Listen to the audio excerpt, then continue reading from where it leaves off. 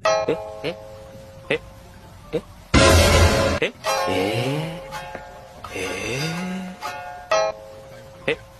Eh?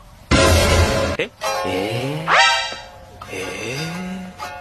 So yun guys, nakikita nyo ba yung patrol? Na grabe yung pagsigsag ng pagdadrive niya. Dito po sa Pilipinas, wala po tayong makikita na ganitong klase ng pamamaraan. At marahil marami sa inyo nagtataka kung bakit ganito ang nangyayari. Sa Amerika kasi kapag nagkaroon ng problema, aberya sa mga expressways at na-inform ang mga autoridad, umaaksyon ng mga autoridad ng ganitong klase. At nang sa ganon, maiwasan po matinding trahedya na pwedeng mangyari dahil sa gawing unahan po nito ay merong nasiraan na sasakyan. Sa ganitong pamamaraan, masasabi po natin na napaka-disiplinado ng mga motorista dito. Alam nyo ba na bawal umovertake sa patrol? At pag ginawa nyo yan, dyan ka magkakaproblema. Saludo tayo sa disiplina na pinakikita ng mga motorista dito. At maging big bike or motor na nasa unahan, kung mapapansin ninyo, hindi po siya umuuna at hindi siya umu-overtake. At dito nga sa pagkakataong ito, lalapitan na ng patrol ang sasakyan na nagka-aberya. At kapag ganito na ang sitwasyon, ang lahat ng sasakyan ay nakahinto na. Maghihintay sila ng go signal ng patrol. At kung walang go signal, hindi sila pwedeng umabante. At yan na nga, lumapit na yung patrol, bumaba na yung driver, at kinausap na yung driver ng nasiraang sasakyan. At dito nga ay walang idea ang lahat kung ano nangyayari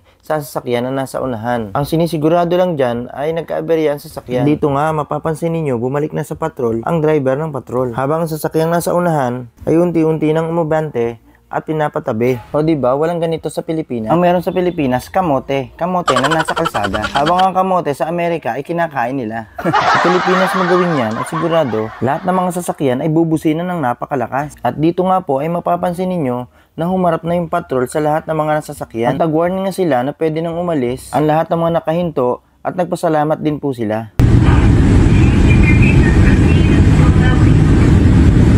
Again? Thank you for your patience. Proceed slowly.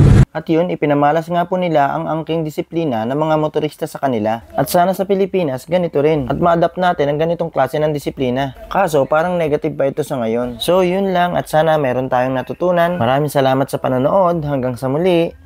Bye-bye!